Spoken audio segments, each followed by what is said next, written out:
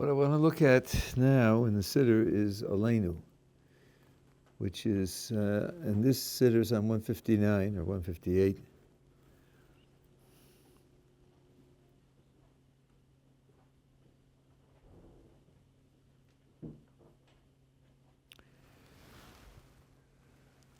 This text, the Masorah tells us, comes from Joshua when he crossed the Jordan River with the Jewish people.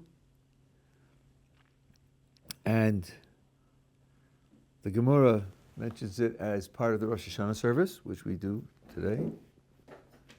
And then sometime in the Middle Ages, it became the custom to recite it every day at the end of each of the services. And this fits clearly with the way the Ramchal structures prayer, not the Ashkenazi version, but it's closer to the Sephardi version, that the structure of the service we do, the word prayer, as I've said on other occasions, really refers to the Shemona Esrei, to the silent prayer. But what we pray in the morning, what we do in the morning, according to the Ramchal, it has 7 parts. There are 3 steps up, and then there's a top, and then the 3 steps down. And the 3 steps up and 3 steps down correspond to one another.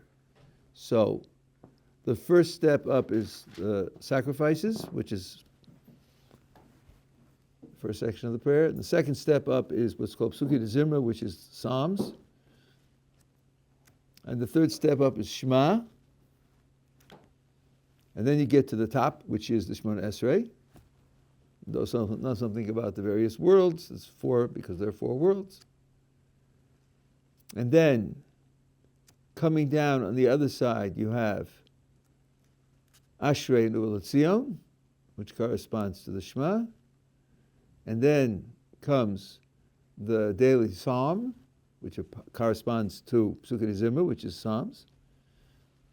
And then comes the Ketores, the incense, which corresponds to the sacrifices that you have at the beginning part of the prayer. So there you are, 7 pieces, and Aleinu isn't mentioned. It's not there. Aleinu has nothing to do with Tachanun. Neither Tachanun was mentioned. No, Tachanun is an ispach to the Shemona Esrei. That's why when you don't, there are many days in which you don't say Tachanun, and you're to prayer without it.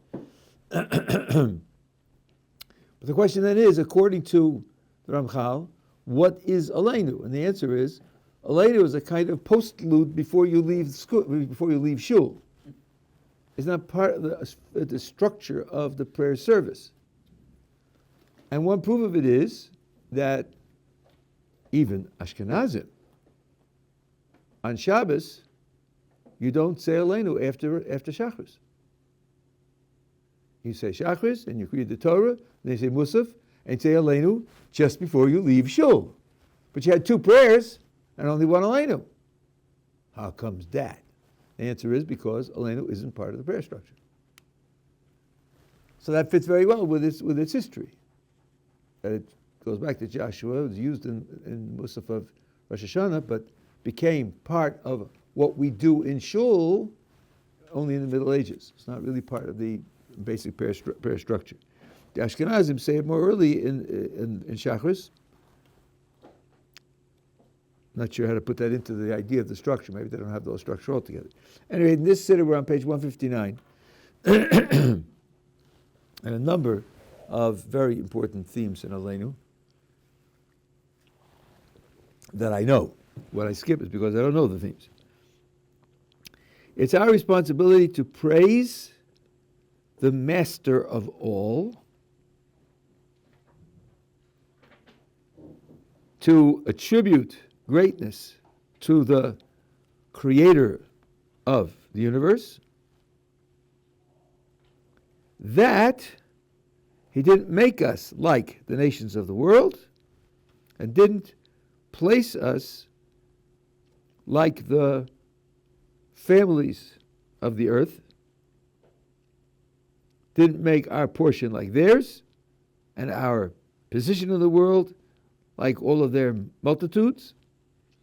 And then some people say that they prostrate themselves to emptiness and void. Their gods are nothing, zero, and they pray to a God who doesn't answer.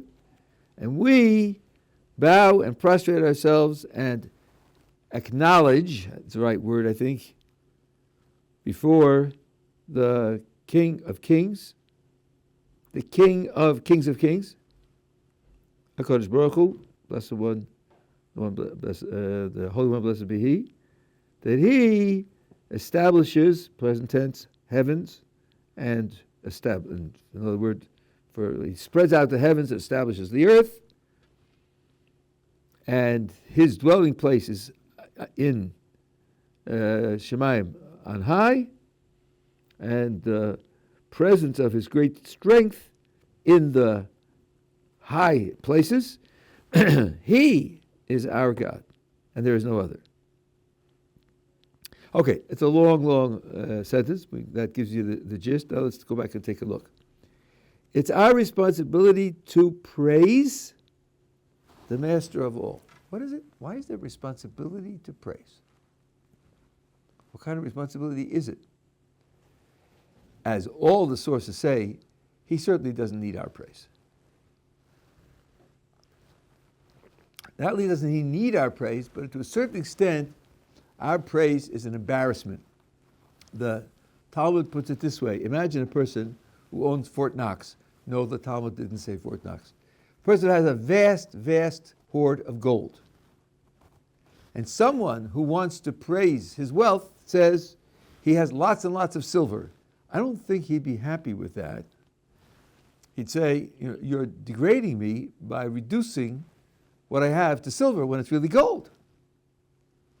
Whatever we say about Kodesh Baruch Hu is infinitely reduced from the reality.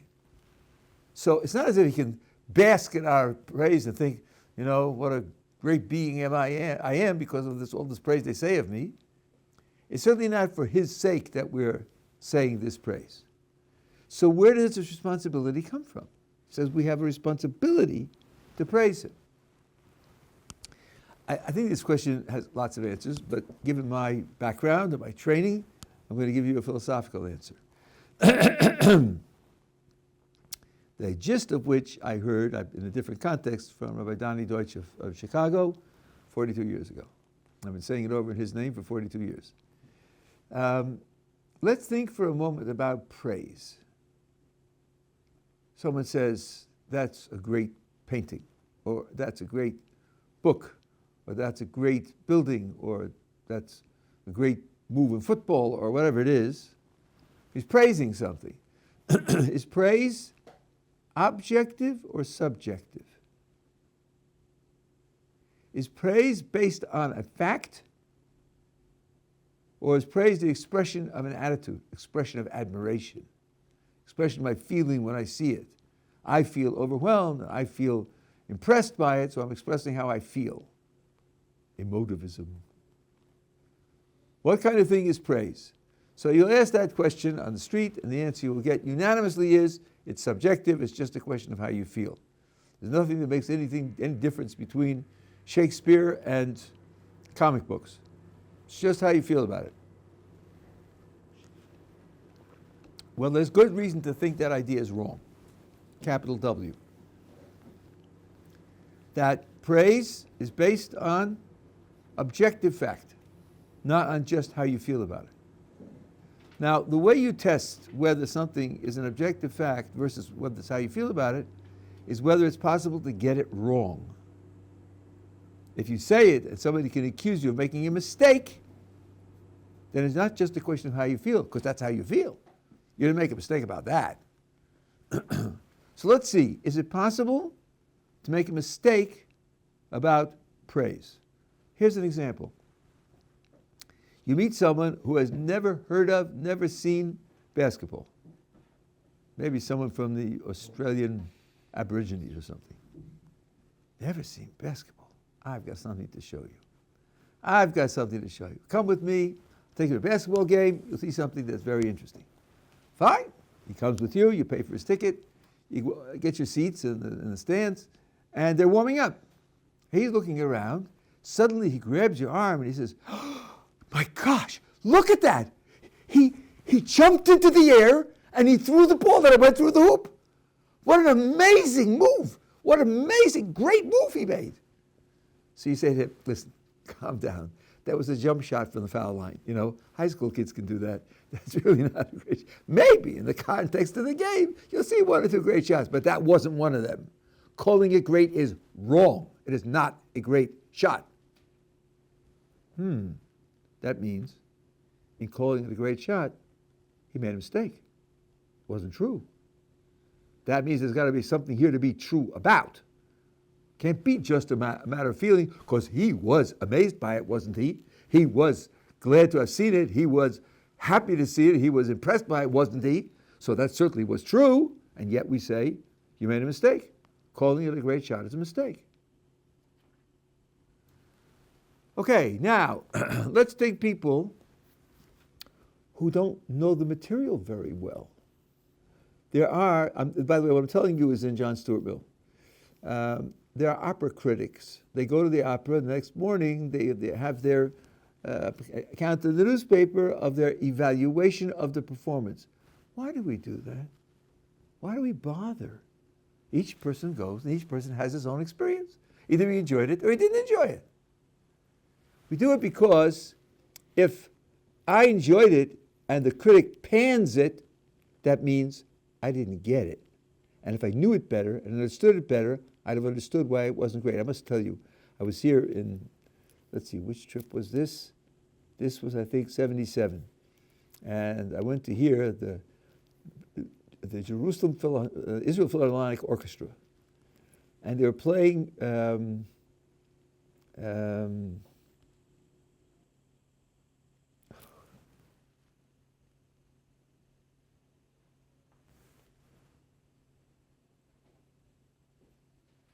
I could sing it, but I can't. Well, one of the symphonies, and the fourth movement has a lot of intricate play, very short notes, and the different groups of instruments have to play them together, and it has to be synchronized, right? It was awful, and I'm a musician. I've played 50 concerts, and I know orchestra and chamber music. I participated in both. It was really awful, right? They finished the performance. People were yelling, "Hooray! Bravo! Bravo!" Standing on their chairs, clapping wildly. I thought, where am I, in Iowa? Like, that's an insult to Iowa. Excuse me. Like, am I in South Sea Island where I've never heard music before? They're yelling and screaming how wonderful it was. It was awful. Well, that's because they didn't know what to listen for. If they had been trained to hear it, they had been trained to listen. Similarly, for example, if you hear a raga in Indian music, if you don't know that they have a 12-tone scale, and you don't know that it's based on a 64-beat theme, and that it repeats, and that each time the performer redistributes the music over the 64, so that the listener says, man, it's 32 in already, and he's only used 1/5 of the music. How's he going to cram the 4/5 into the next 32? And he does it artfully, and that's what makes it so exciting. And you're sitting there and hearing squeak, squeak, squeak, squeak. You're just not getting it. Because it's quarter tones, right? And then it sounds funny. You're just not getting it. So the idea of greatness is not a matter of just how you feel. It's not a subjective matter. Now, John Stuart Mill gives a criterion. He says, let's take two pieces in the same genre. They're both literature, they're both art, they're both music. Take two pieces, two works. And let's imagine you have a population of people who understand both.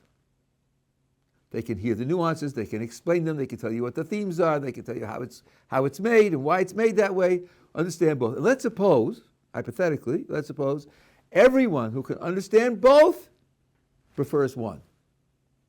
That's a reason to say that one is objectively greater than the other one.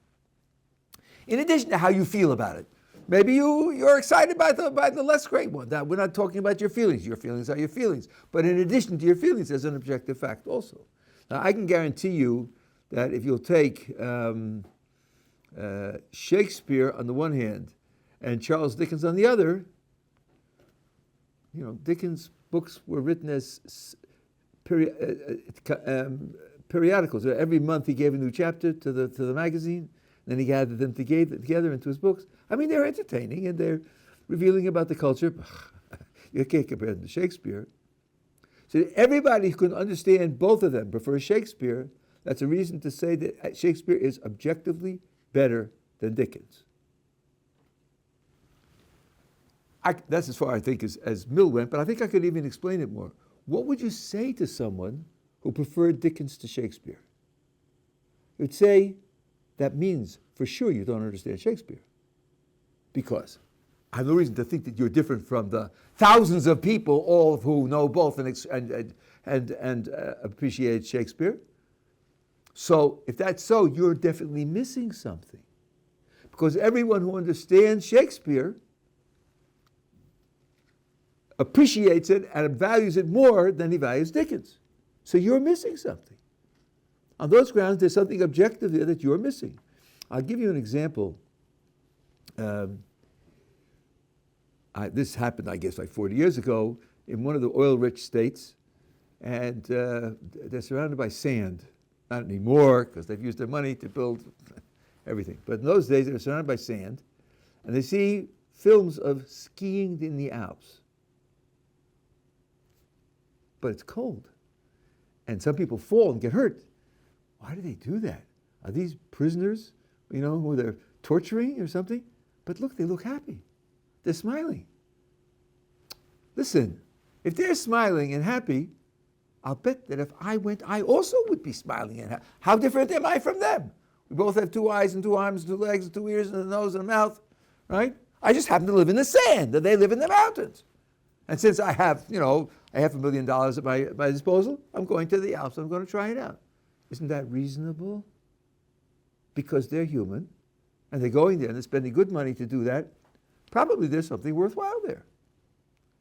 So here too, if everybody who understands both Shakespeare and Dickens prefer Shakespeare, very probably if you prefer Dickens to Shakespeare, it's because you're missing out. You don't understand it.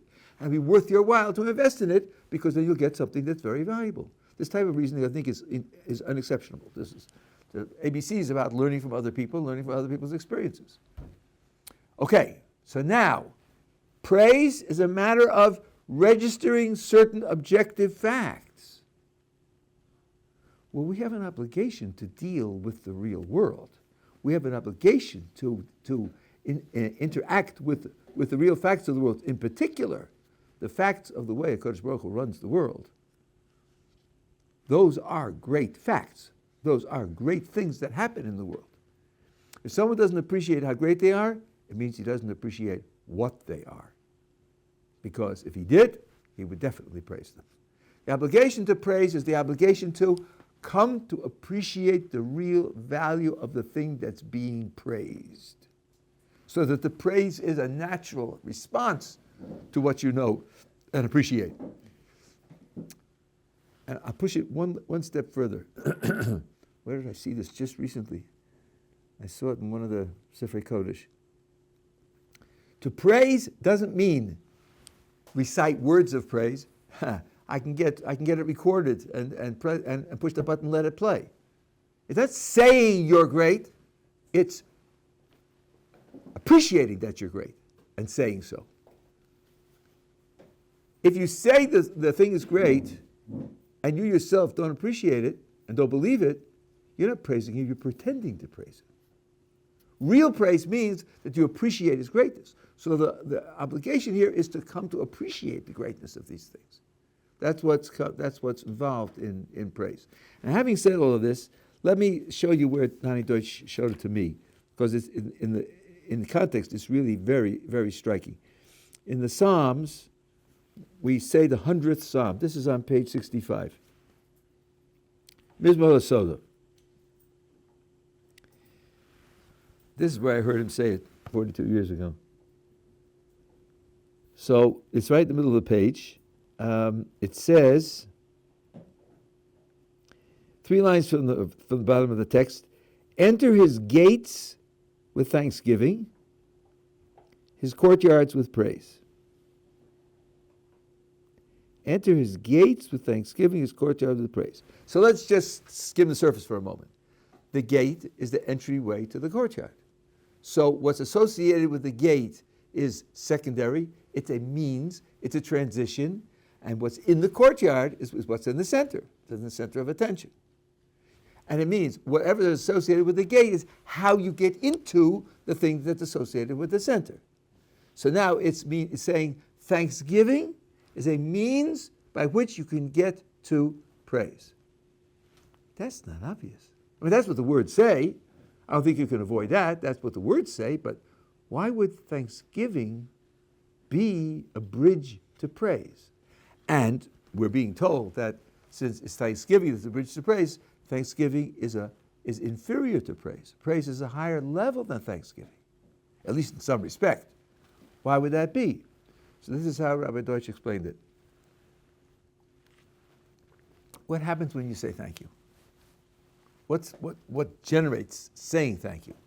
Well, first of all, you got something good. You're better off now than you were before. That's a purely egotistical judgment. How am I doing? I got X in the mail. I'm doing better for sure. That had nothing to do with anybody else. No appreciation, just I'm better off. Now, the gesture of thanksgiving is, where did it come from? So-and-so gave it to me? Wow, that's really nice. And I express my gratitude to him for having benefited me. So look what the Thanksgiving does. It takes you from an egotistical internal perspective to an objective perspective. You're moving from the inside out. You start with the recognition of the fact that you're in a better position, and you move out to say thank you to the other person. Okay, praise is totally external, as I just explained, and as Rabbi Deutsch said. Praise is totally external. Praise is objective. But you got to move from the subjective to the objective. So you move, I know I've shifted the meaning of subjective now, but I'm not going to do that now. So you're moving from what happened to me to where it came from and to appreciate where it came from. That's a preparation for getting onto the plane of the completely objective, which is praise. That's what he said. I think it's a brilliant and important contribution. We together? As I told you, if you try this on the street, people will laugh you off the street. But it's true anyway, whether they laugh or not. Okay, back to page 159. So we have an obligation to praise. And the general context of the praise is to attribute greatness to the creator of Yosef Bereshis, the creator of the creation. Now, when we did this in the Shemona Esrei, we pointed out that greatness is associated with loving kindness. I had a whole explanation for that. And, of course, we know Olam Chesed Yibaneh, the world is created out of loving kindness. So we are ascribing to God the real purpose for the whole creation, which is loving kindness. Now, in particular, the obligation falls on us because in originating and maintaining the creation, he put us in a special position. So we have to acknowledge the position he put us into. He didn't make us like the nations of the earth. Actually, it's plural here. How do they translate it? Of the lands. That's not bad. Nations of the lands, each nation with its own geography, and didn't place us like the families of the earth. Family could be either larger or smaller than a nation. You talk about the European nations as a supergroup, like the European Union, or you can talk about ethnic groups. A single nation can be composed of a number of different ethnic groups. These are all collective entities, and we are a collective entity also. It's we as a people. We're not in the position that they're in. He didn't place our portion like theirs. Portion. That means the world is divided up, and there are portions for different groups. And our portion is different from their portion. And our circumstances, like their great populations, they bow and prostrate themselves to emptiness, to a God that doesn't answer, and we bow and prostrate ourselves to the King of Kings, the Holy One, blessed be He. So let's think about these particular features for a moment. There's a portion, and the portions are not the same. So you have heard that the land of Israel is special, and we've spoken about this in a number of different contexts. The context I want to talk about now is the context of divine providence. There's a verse that says, "Einei Hashem Elokecha ba mereshis hashana ve'ad achri shana." The eyes of HaKadosh Baruch Hu, which the commentaries explain is His individual providence, is in the land of Israel from the beginning of the year to the end of year. That's literal translation. The in the first one, and no the in the second one. Didn't misspeak. And that means the connection that HaKadosh Baruch Hu has to the land of Israel and to the inhabitants of the land of Israel is different from his connection to the rest of the world. The idea is that the other places in the world are the places for the other nations. They belong where they are. We belong here. That means a Jew who's not here is out of place. And yes, you heard that in the supposedly anti-Zionist Yeshivat Ohr Somayach, where we prize the land of Israel and living in the land of Israel more. I said supposedly anti-Zionist, supposedly, because in a certain sector of the Israeli population, we're classified as anti-Zionist. Wrongly. Supposedly, but wrongly. It's not true, but that's what they say. There's many definitions of Zionism. You got to define which one you're referring to. Exactly, and I don't have to define which because I'm quoting them, so they have to define the one that they're using, because it's they who are making the statement. Each person gets the right to use the word any way he wants, and for them, Zionism means it's a state of all its citizens, which means you can't sing Hatikva, because an Arab citizen can't sing that, so it's wrong to sing it. That's their Zionism. And another one for whom Zionism is the Jewish secular liberal state, where all value systems and all religions are equal, and we're not part of that, but that's what they mean by Zionism. Each group has its own definition of Zionism. That's absolutely correct. But since I'm quoting their statement, it's their definition, not mine, that counts. So we have this reputation because we don't fit into those two definitions and a bunch of other definitions that they have. So I'm just pointing out that I'm saying if you don't live in Israel, you're in the wrong place. Yes, there are legal justifications for not being here. It's a legal justification for a substandard existence. It could be legally required. Like, for example, a person who's sick could eat pigs. He's not going to glory himself in eating pigs. He's not even going to think that he's in a good position. He's in a bad position. He just has to do it because the Torah wants him to do it. Or violating Shabbos, like the soldiers who are violating Shabbos, fighting our enemies, where they're doing absolutely the right thing, but it certainly would be better if they could accomplish things without violating Shabbos. It just has to be done. No one could say that it's equal to a situation in which everything's good, you don't violate Shabbos.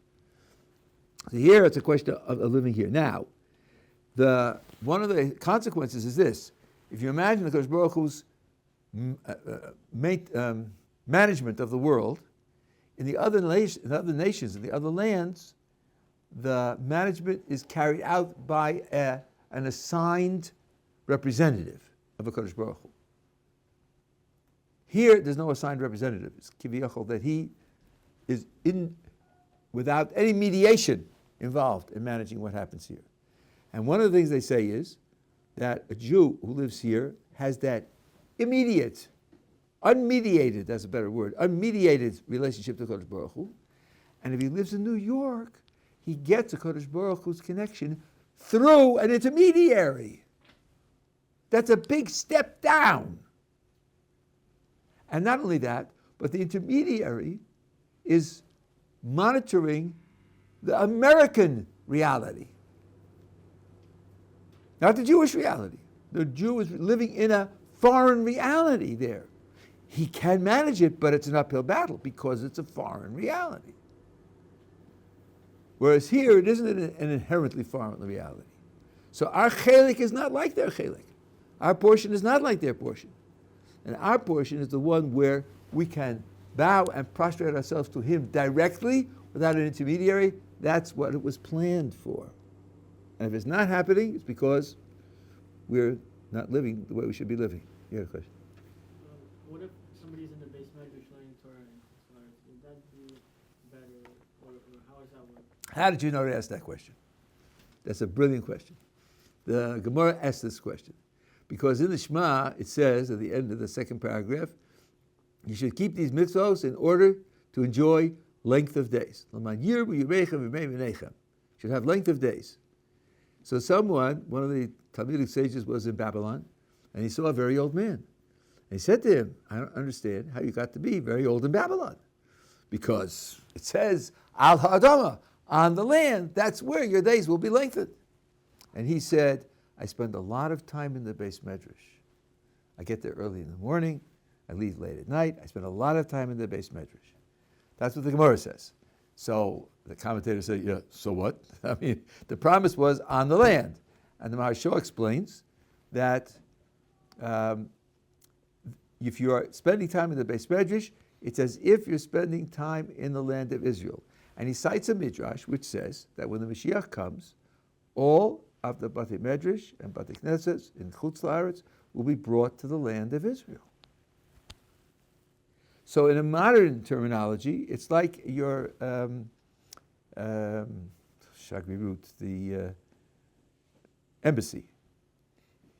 The United States of America has an American embassy here in Israel. When you walk into the embassy of the United States, you're in America. You're not in Israel. The law that applies in that building is American law. You want to mail a letter, you have to use an American stamp. The state of Israel cedes a certain piece of geography and says, America, this is yours, right here is America. That's why, for example, if someone's a fugitive and he takes refuge, let's say, in an embassy, the Israeli police can't go in. It's not their country. So it means that what the Gemara is saying is that the Beis Medrash in New York is as if he's standing in Israel, and that's why he could get old there. So your question is taken very seriously, and has that mila. Yeah. Who or what is the subsidiary that stands between people that abroad to A malach. A malach. Okay. Each nation has its own representative malach. Now, God doesn't go on vacation, and He monitors what the malach does, and He's present everywhere, always. So it's not the question of delegating authority, then spending your summers in Florida, but it's an indirect type of relationship. It has certain limitations built into it because of the limitations He wants them to live under. So that's just a little bit of the idea of our portion and our circumstances to be different. Now, this expresses itself in action, and here, the difference between us and them isn't absolute. They, in fact, prostrate themselves to gods who are empty and to gods who don't answer. And we prostrate ourselves to a Kodesh Baruch Hu. That doesn't have to be the case. A non-Jew can understand that the creator of the world runs the world and that we have the truth about it. There's such a thing as B'nai Noach, ones who accept the Jewish commandments for non-Jews. And if so, they are worshiping the creator of the universe, and they do bow themselves to him, and they do prostrate themselves to him, and they can offer sacrifices. Well, even non-believers can offer sacrifices in the temple. But they too can qualify for pledging allegiance genuinely to the creator of the universe. That's not something which you have to be Jewish to be able to do. But we're doing it, and the vast, vast majority of them are not doing it. Because Baruch Hu placed us in a position where we would be singled out by our history and by our culture and by our practice in a way that distinguishes us for them, and we have to be grateful for that. Now you have this phrase. Did I translate it? Let me see how they translate it here. Bend our knees, bow and acknowledge. Okay, so you see, your translator here bridged the gap. He says, we bend our knees, bow, and acknowledge our thanks. You know, okay, if you speak literal English, that's like a mouthful. Acknowledge your thanks? You don't really do that. Yeah, I gave thanks. I did it yesterday. See, it's written right over there. No. Because modin can mean to acknowledge or to thank. And as I translated it, when I read it before, as acknowledge, because I don't think giving me thanks is the idea. When you bow and you prostrate, it's because you're acknowledging that he's the creator of the universe, that he's running the universe, he's run the world in a certain way. You could say acknowledge and thank, perhaps. That would be better. Now, before the king who reigns over... Oh, they skipped it. In the Hebrew, it's, let's say, Melech Malchi HaMelachim, the king of kings of kings. Now, this is older than Persia, but it fits very well because Persia was an empire. And it had many states under its control, and each state had its king. And then there was the emperor, and his title was King of Kings. So this title is the King of Kings of Kings, which is one level higher than that.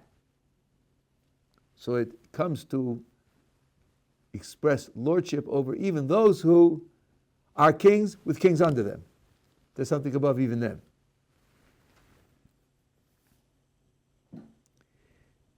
And again, it's the Holy One, blessed be He, that He spreads out the heavens and establishes the earth. He is in total control over the entire creation. And as I told you, these are present tense verbs. Is that how they translated here? That would be good if they did. Yeah, he stretched out the heavens. That means it's going on, it's ongoing. It isn't that he created the world and went on vacation and let it operate on its own, let's say with the laws of nature. No. He's maintaining its existence continuously. Now, Umoshav Yikaro. This is very important. The place of his glory is in the heavens above. And the presence of his strength in the high places. That doesn't tell you where he is. It specifically does not say where he is. It's where some feature, some presence, but not where he is. And the importance of this you can see, if we look in Howell for a moment.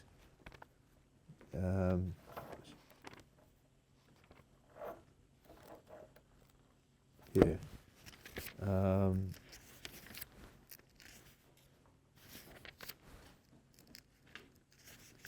On page, oh, come on. 633 with the 113th Psalm.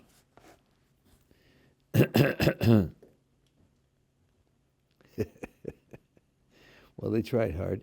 Okay, Psalm 113, the middle of the text, right, the middle. Who is like Hashem or God, who's enthroned on high? Now they write, yet deigns to look upon the heaven and the earth. Okay, I'll give you a nickel. What does deigns mean? No clue. So in the Hebrew, it's much more brutal than that. Hamashpili liros b'shamayim v'aretz. He lowers himself to look at the heavens and the earth. Mashpil is to lower. He lowers himself to look upon the heavens and the earth. That means he doesn't live in heaven, does he? He has to lower himself to look at them. He transcends the whole of the creation. Of course, being the creator, would be appropriate that he transcends the whole of the creation. Danes in ancient English means someone who's of high station who normally wouldn't take notice of someone of the riffraff, the proletariat, happened to notice this particular one. He's lowering himself from his high station to take notice of him. But the Hebrew is much more physically descriptive. Mashpili, he lowers himself. Because nothing, that the heavens are just as much a created thing as the earth is, and nothing created can contain the creator. That's just absurd. Okay? Yeah. Just about the Nusach, I've seen other Nusachim that say only Mishtachabim. Like, what's the reason why the... Oh, really? I didn't know that. And in the Dota Mizrahi, it only says Mishtachabim. It doesn't say Korim or Mishtachabim Modim. It's just, I So usually, that's an interesting question. I think it wouldn't... Well, let's see. Let's take Korim Mishtachabim first. Those are both physical actions. Modim is what you do when you're down. L'ishtachavos usually pishu yadayim v'raglayim. It means you are flat down on your face, your arms are stretched out, and your legs are stretched out.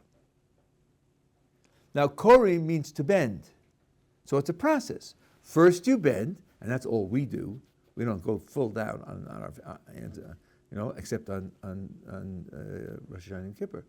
Right? Even there, we don't stretch out our hands and legs, right? But that was the ultimate sign of accepting the authority and the power of something over you, right? So it's a two-step process. So I imagine in the Sephardi Nusach, they just don't bother to mention the fact that it starts with a bow, because that's how you get down onto your hands and knees and then spread out your arms and legs. But we say modim there because, and I'd be surprised if they don't have it in the Yom Kippur davening, Rosh Hashanah Yom Kippur davening, because there you're supposed to say the words while you are on the floor. So then it's a question of what they would decide to quote in Aleinu. I don't know, I can't explain that. But the idea is that while you're bowing, you should say the following words.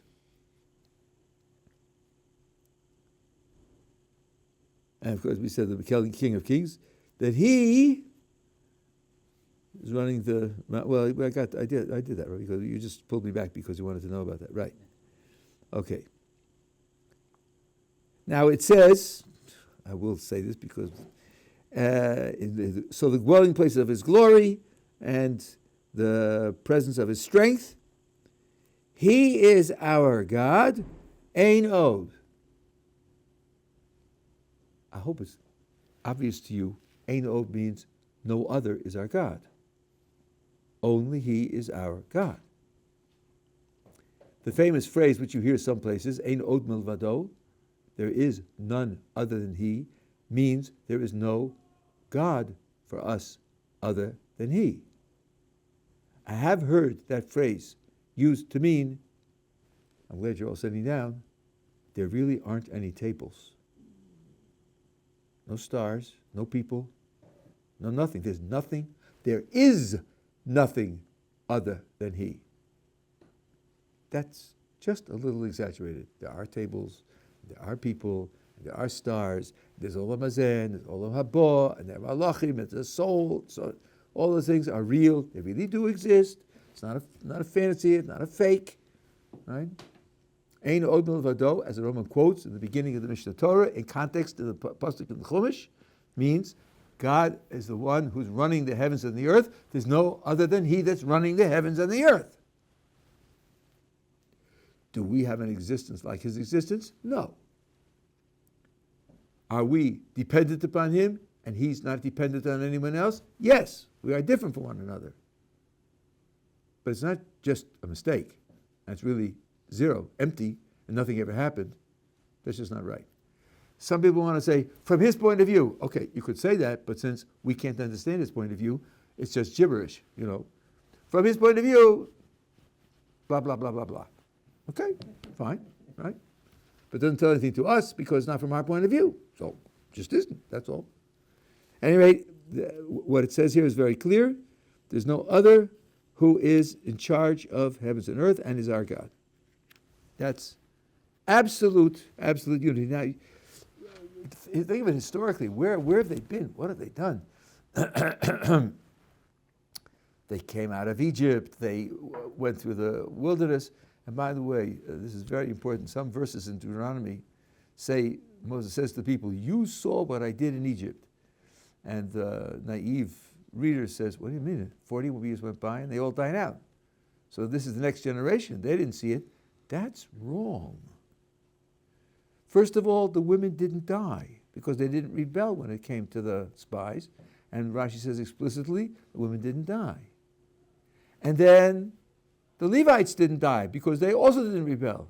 And then no one under the age of 20 died. And it's in an expanding population, it's lopsided. A lot more children than there are adults. So 70%, let's say, of the people were people who left Egypt. That's a large majority. So when he's talking to them, that they actually were there. They actually saw it.